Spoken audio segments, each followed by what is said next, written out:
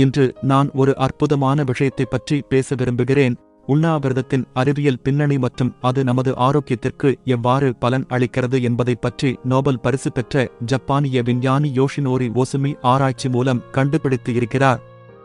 நாம் உண்ணாவிரதம் இருக்கும் போது செல்கள் தங்கள் சேதமடைந்த கூறுகளை சுத்தம் செய்து மீண்டும் பயன்படுத்துகின்றன. நாம் உண்ணாவிரதம் இருந்தால் உணவு இல்லாமல் நமது செல்கள் தங்களை காப்பாற்றிக் கொள்ள பிழைப்புக்காக அவை பழைய சேதமடைந்த புரதங்கள் மற்றும் செல்லுலார் கழிவுகளை உடைத்து அவற்றை புதிய பயன்படுத்தக்கூடிய ஆற்றலாக மாற்றுகின்றன. இந்த செயல்முறையே ஆட்டோபேஜி என்று அழைக்கப்படுகிறது.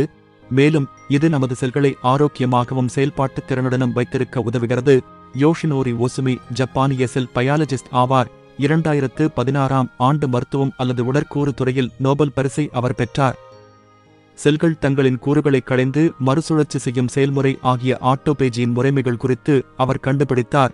அவரது கண்டுபிடிப்புகள் செல்களின் செயல்முறைகளை புரிந்து கொள்ள மேலும் முக்கியத்துவம் சேர்த்துள்ளதுடன் புற்றுநோய் மற்றும் நரம்பு தளர்ச்சி உள்ளிட்ட பல்வேறு நோய்களுக்கு தீர்வு காண உதவுகிறது. உண்ணாவிரதம் என்பது எடை குறைப்பதை மட்டும் குறிக்காது, நமது உடலில் உள்ள ஒரு செல்களும் தங்களை தாங்கள் புதுப்பித்துக் கொள்வதை பற்றியும் குறிக்கிறது. குறைந்தது 12 மணி நேரம் முதல் கூடியது 16 மணி நேரம் வரை நாம் உண்ணாவிரதம் இருந்தால் நாம் ஆட்டோபேஜியை தூண்டுகிறோம்.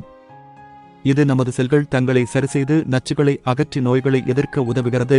ஆட்டோபேஜி புற்றுநோய், அல்சைமர் போன்ற நரம்பியல் கோளாறுகள் மற்றும் இவை போன்ற இன்னும் சில நோய்களையும் குணப்படுத்தும் என்று ஆய்வுகள் கூறுகின்றன. இந்த ஆராய்ச்சி இன்டர்மிட்டன்ட் ஃபாஸ்டிங் என்று சொல்லப்படும் இடைப்பட்ட உண்ணாவிரதம் மூலம் ஆரோக்கியத்தை மேம்படுத்த பலரை ஊக்குவித்துள்ளது. நமது உடலுக்கு தொடர்ந்து உண்ணுவதிலிருந்து ஒரு இடைவெளி அளிப்பதன் மூலம் நாம் நமது செல்கள் புதுப்பிக்கப்பட்டு சிறப்பாக செயல்பட உதவுகிறோம். இது நமது உடலுக்கு ஒரு மீட்டமைப்பு பொத்தானை அழுத்துவது போன்றது. முடிவாக, உண்ணாவிரதம் என்பது ஒரு நல்ல விஷயம். இது ஆரோக்கியத்தை மேம்படுத்துவதற்கான ஒரு அறிவியல் சார்ந்த முறையாகும். யோஷினோரி ஓசுமியின் கண்டுபிடிப்புகளுக்கு நன்றி. உண்ணாவிரதம் எவ்வாறு ஆட்டோபேஜியை செயல்படுத்துகிறது என்பதை இப்போது நாம் புரிந்து கொள்கிறோம்.